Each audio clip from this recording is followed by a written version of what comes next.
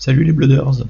Alors la plupart du temps, j'essaie de vous conseiller des cartes qui sont pas trop chères.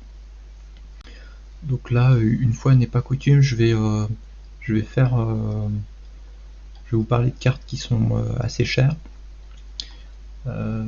Ça m'embête un peu de vous dire, de vous conseiller d'acheter des cartes chères parce que vous avez peut-être autre chose à faire de votre argent que d'acheter des bouts de carton. Mais là c'est il y a quand même il y a quand même des choses qui se passent intéressantes sur certaines grosses cartes, et donc je démarre avec la tunique. Donc la tunique en Rainbow, elle est pas mal descendue. Elle était montée, vous voyez, à 345 euros fin juin 2023. Et là, elle est redescendue alors au plus bas à 200, 220, et on la trouve pour un peu moins de 220 encore. Il y a un espagnol là qui la vend pour 215. Donc je pense que vu la puissance et l'omniprésence de la tunique en classique constructed, je pense que c'est un très bon plan de la prendre maintenant qu'elle est descendue là pendant l'été, qu'elle était moins demandée pendant l'été. Là, elle est arrivée à un point bas. Je pense que ça faisait un moment qu'elle était pas arrivée aussi bas. Et ce sera toujours, je pense que ce sera toujours bien de garder cette carte d'avoir cette carte en Rainbow Foil, hein, par rapport aux rééditions qui sont. Il y a une réédition qui a été annoncée dans Bright Lights, mais ce sera pas en Rainbow Foil. De sûr, ce sera en non foil. Reste à savoir si ce sera en bord noir ou en bord blanc. Mais la version Rainbow Foil, elle gardera bien de la valeur tant que ce sera la carte indispensable à jouer en CC. Je pense que la version Rainbow Foil sera très intéressante à garder. Et puis voilà, plus le jeu se développe, et puis plus la tunique est toujours aussi forte. Contrairement à ce que LSS avait annoncé, que la tunique allait être moins dominante dans la méta, au fur et à mesure qu'il y a des alternatives qui sortent en chest pour les classes, pour les différentes classes. Et ben finalement on n'observe pas du tout ça, hein. La plupart des héros ils ont besoin de leur tunique. Et donc je vous la conseille, hein, à 200, 215, 220, c'est un très bon achat.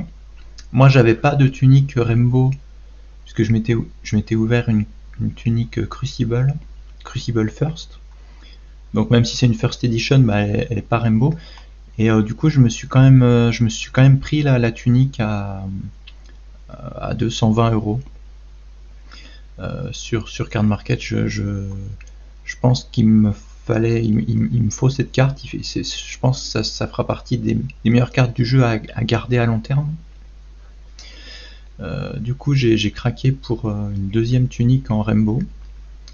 Et puis voilà, bah, par rapport là vu comme elle est bas, la différence de prix avec les versions non foil, ça justifie pas d'acheter une version non foil actuellement. Je pense que ça pourra vite remonter, vu qu'il y en a très très peu sur le marché, puis que tant que ça reste indispensable, je pense que ça remontera dès qu'il y aura de la demande. Puis c'est bien de l'avoir en Rainbow, hein. Elle est quand même plus jolie en Rainbow qu'en non foil. Elle aura toujours un truc en plus, la version Rainbow Foil, par rapport à la non foil.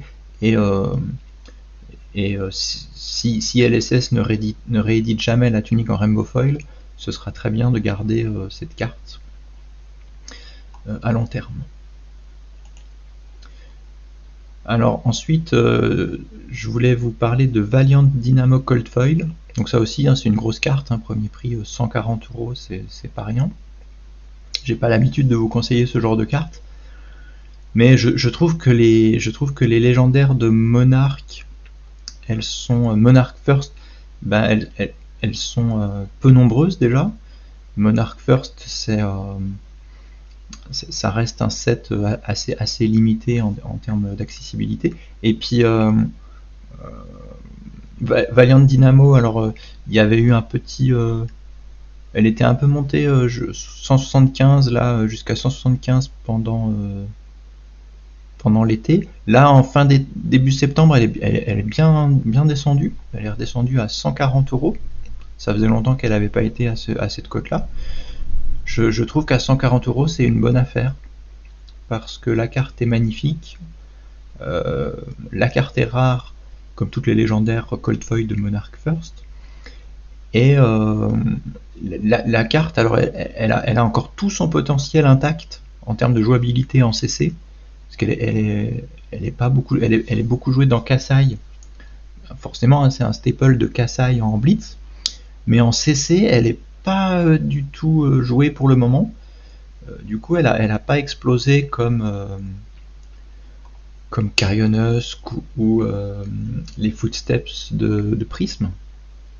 Donc c'est une carte qui garde tout son potentiel de jouabilité en CC. Donc je pense que c'est le bon moment de la prendre. Et puis avec son effet de défense récursive, si vous avez attaqué avec vos deux armes, je pense qu'il y aura un jour où cette carte sera tout à fait jouable. Il y aura un archétype autour de cette carte en CC. Donc si vous voulez la version la plus belle, la plus rare, 140 euros pour la version Cold Foil, je trouve que ça vaut le coup. Alors évidemment, si vous voulez juste la prendre pour jouer, vous prenez la Rainbow Foil à 90 euros. Je pense que dans HP2 c'est pas beaucoup moins cher, hein, parce que HP2 est très peu ouvert. Donc à mon avis, HP2 ce sera plus de 90 euros si ça veut bien charger.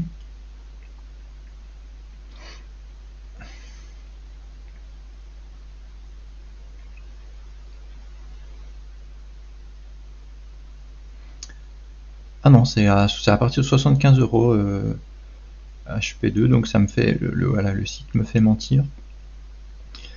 En espagnol 75 euros, en français dans un magasin espagnol 80 euros. Mais honnêtement, alors c'est sûr que 140 euros par rapport à 80, ça fait un petit billet en plus. Mais franchement, je pense que ça vaut le coup en termes de collection de prendre la Cold Foil et de la garder. Et alors ensuite, il y a toute une série de cartes dont je vous ai jamais parlé dans mes vidéos marché.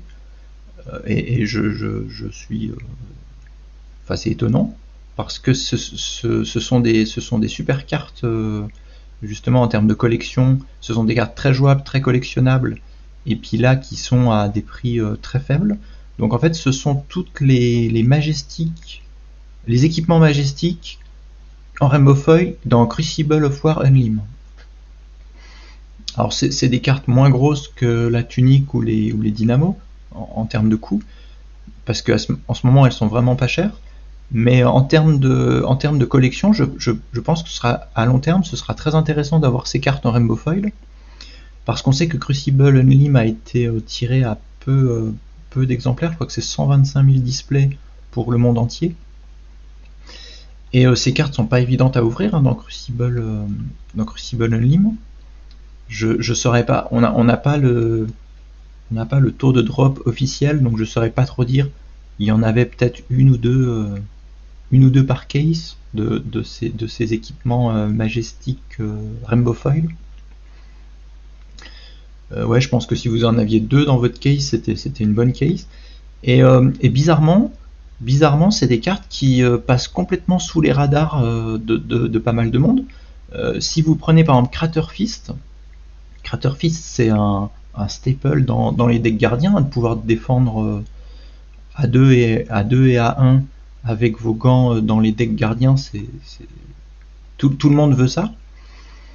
Et donc la version Rainbow Foil, qui est quand même plus sympa que les versions non foil, que toutes les rééditions qu'il y a eu en non foil, dans Crucible et puis dans History Pack, hein, si je dis pas de bêtises, c'est réédité dans History Pack.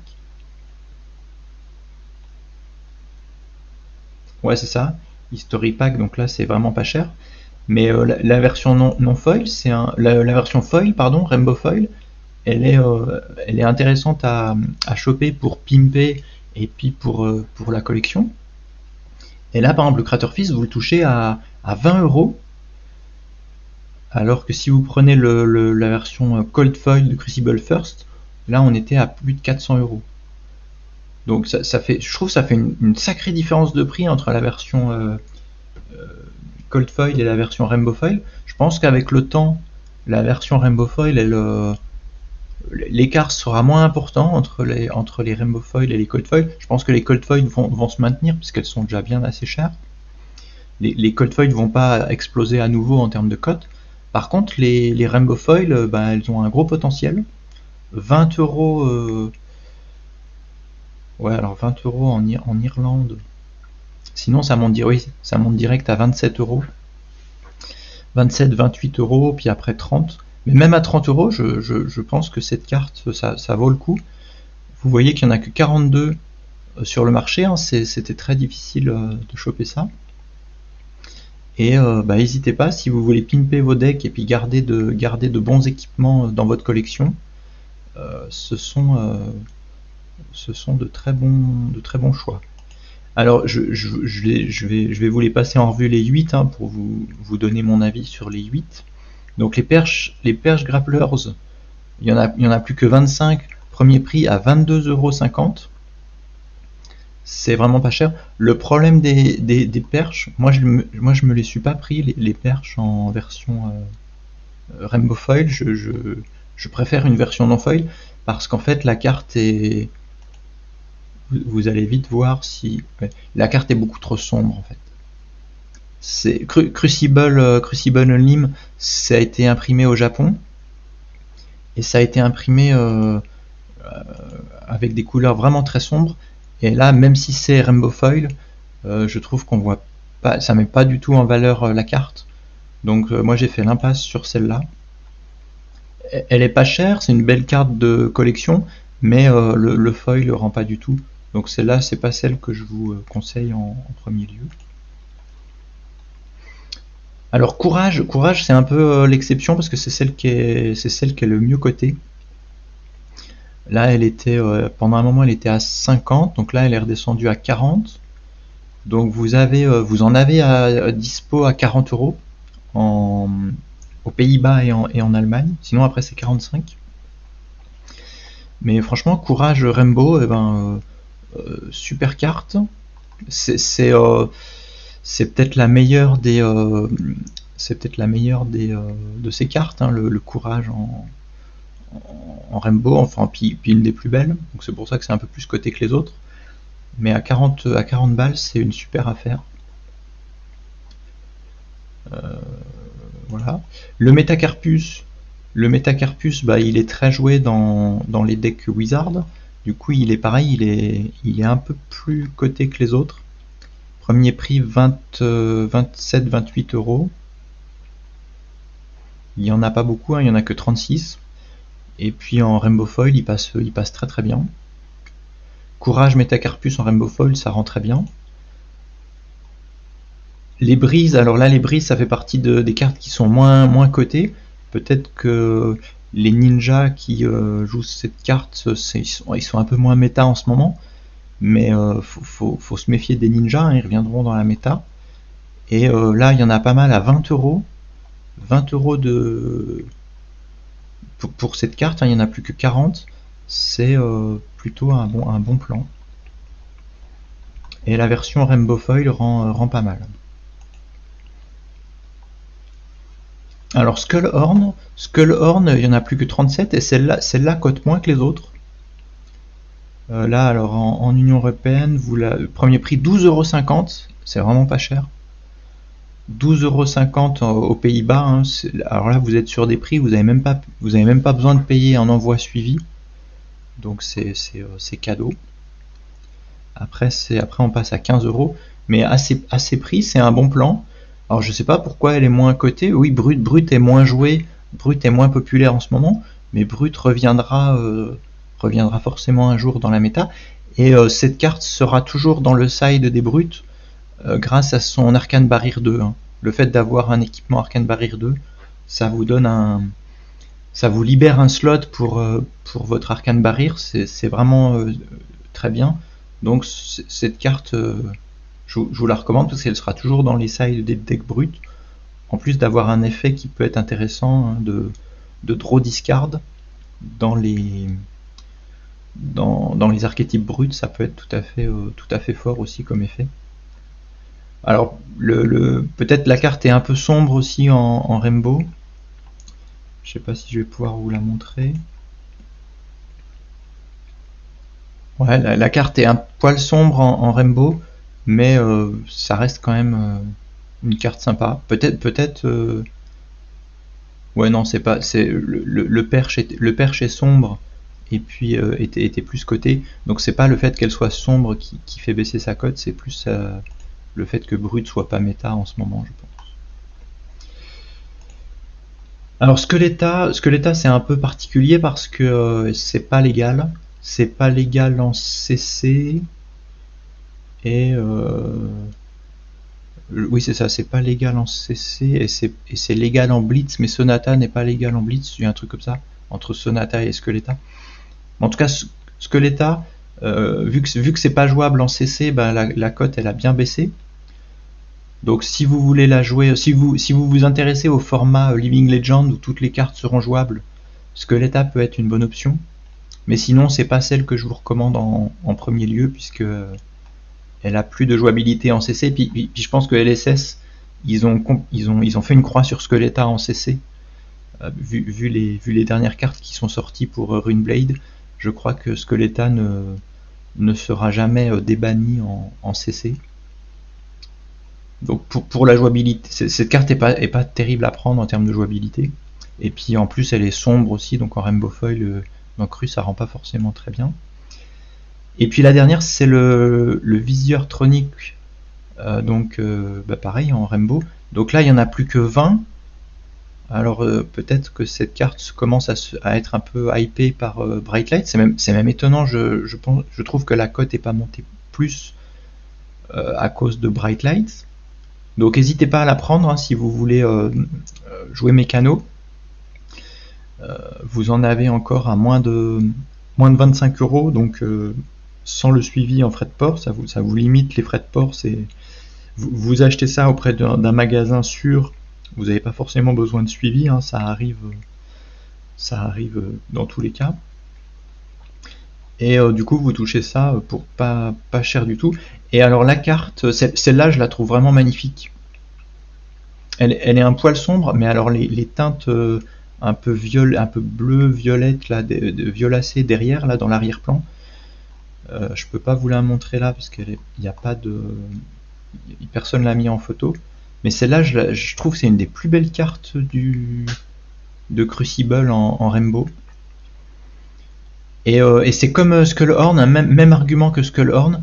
Ce sera dans les sides de tous les decks mecha, puisque ça a Arcane Barrier 2. Arcane Barrier 2 sur la tête, vous rentrerez ça dans tous les match-up Wizard. Donc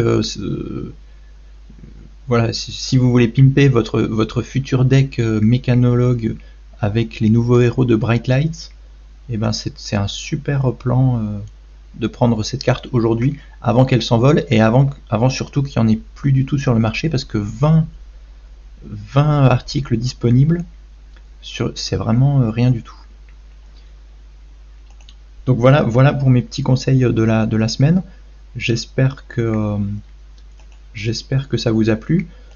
Je vous remercie d'avoir regardé la vidéo et je vous dis à bientôt. Ciao les Blooders!